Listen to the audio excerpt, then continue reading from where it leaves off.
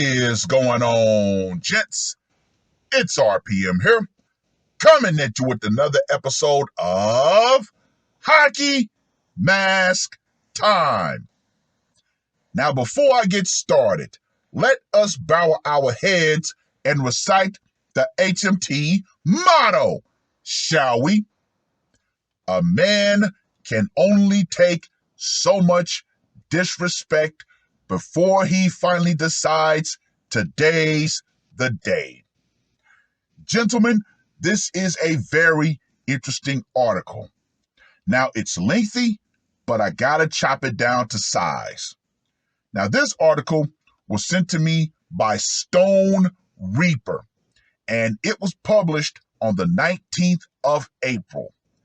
However, it is a dated article, but since it was published this year, it is fair game. Lottery winner who scooped $3.7 million poisoned by her doctor husband after he found out how she spent the winnings.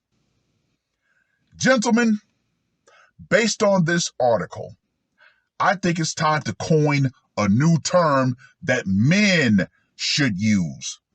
Now, we've had in recent times, yes, I'm going to say recent because, it is utter and total bullshit, the term that women love to use called financial abuse.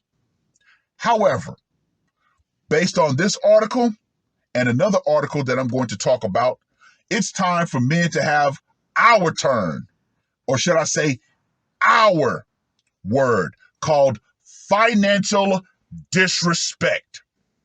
Yes, gentlemen, remember, there's an old term that women love to say, my money is my money and your money is my money, i.e., you need to pay the bulk of the bills, and whatever money that I have, I'm going to keep it for myself. That, gentlemen, is financial disrespect. Now, in regards to the article that I'm going to talk about, there was another woman who won the lottery here in America. She didn't tell her husband. She divorced her husband. He was actually able to sue her under community property laws and actually win. And she had to pay her husband what he was entitled to. Now, let's get to the article. Ibi Ronchioli from Ontario and a friend won $7.4 million in a 1991 Lotto/649 draw that the pair split evenly between them. Now, I do not know how the community property laws work up in Canada. If you have any, knowledge of that, put it in the comments section. Despite the life-changing prize money, Ibi decided to spend the cash without telling her husband, i.e., the new term that I coined called financial disrespect. Now, let me just go ahead and say this right here. Woo!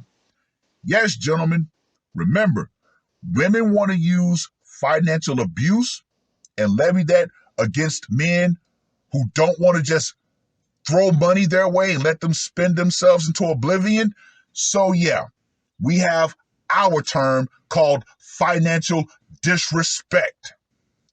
Joseph Ronchioli, a gynecologist, would later discover that not only had his wife won without telling him, but that she gave $1.4 million away to a child she secretly had with another man. Wow! Just wow!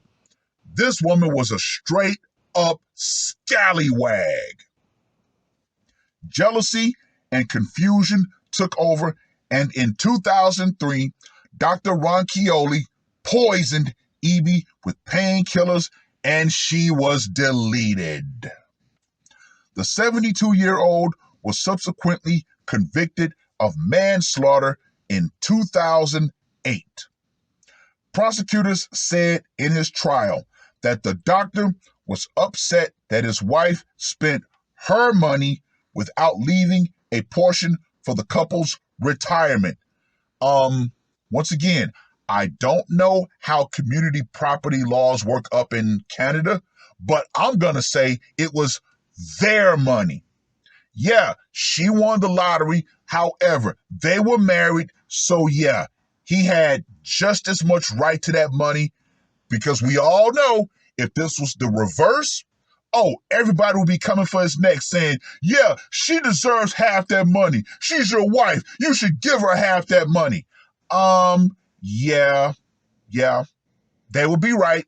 However, we know that in this case, people are like, well, that was her money, so he didn't deserve anything. Get the absolute hell out of here. If it's not double standards, women would have no standards. The court was told that she gave away $590,000 to the couple's son and approximately the same amount to another son by a different man who lived with his mother and stepfather. However, she also gave $1.4 million to a secret son she had with a third man who her other children had no idea about. Talk about a tangled web of deceit. The doctor's defense argued that during his wife's drug and alcohol issues, that they were a quote-unquote intervening cause in her death, according to the Toronto Star. The autopsy showed that Evie had needle marks on her legs and feet, and that 6 ounces of alcohol were in her body when she died. It concluded that a cocktail of drugs, including painkillers and alcohol, caused her death. Now let's skip down to something that he found. It appeared there were many secretive elements to Evie's life after her husband made a shocking discovery following her death. The doctor went into their safety deposit box and found a note informing him that the couple had been swindled out of $180,000. He also discovered that his wife had forged his name on bank documents and put the property into her name. This chick was really a scallywag. Evie's husband claimed to the court that he injected his wife with painkillers not to poison her, but to investigate her health. Blah, blah, blah, blah, blah, blah. However, when he actually did it, the police said he did not call them or attempt to revive his wife, but instead he called his bookkeeper and the real estate agent. Interesting.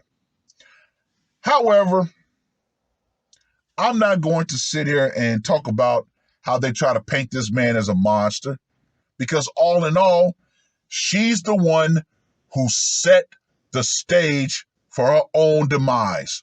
Why? Because, like I said, financial disrespect and keeping a whole host of secrets. What more can be said, gentlemen? What more can be said? Anyway, let's get to that scorecard, shall we? For location. Ultimately, she was terminated in the home. Gotta give that a 10. Method of execution. Poison. Yeah, I'm going to give that a 10 as well. Psychological impact. The fact that he's a doctor, you know that's going to be something that's going to go all across, Canada. Got to give that a 10 as well.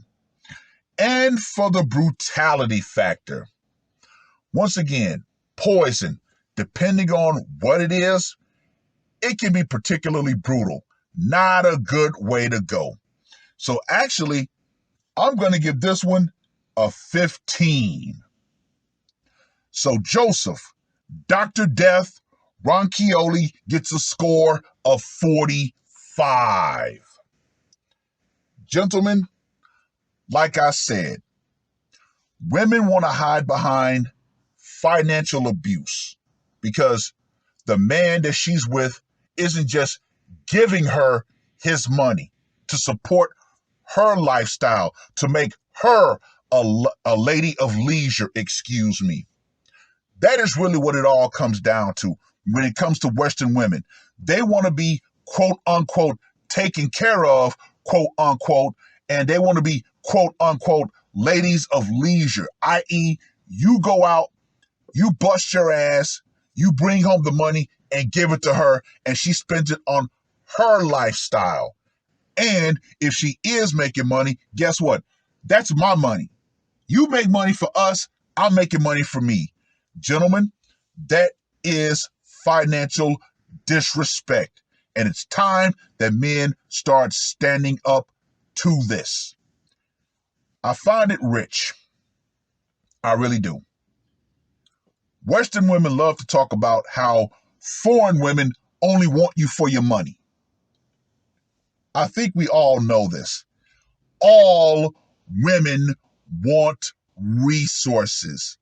But remember, gentlemen, you get to spend your money how you see fit and on whatever woman you see fit. Whatever woman you decide is worthy.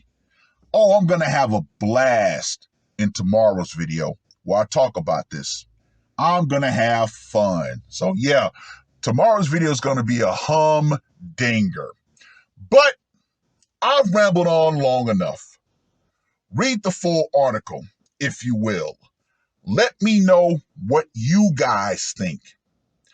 And to you women around the world, you need to understand this clearly. The power you think you have with that old phrase called, my money is my money and his money is my money, that's going out.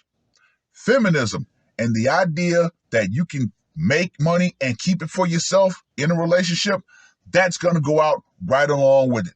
Because like I said, financial disrespect is another form that men are no longer going to stand for.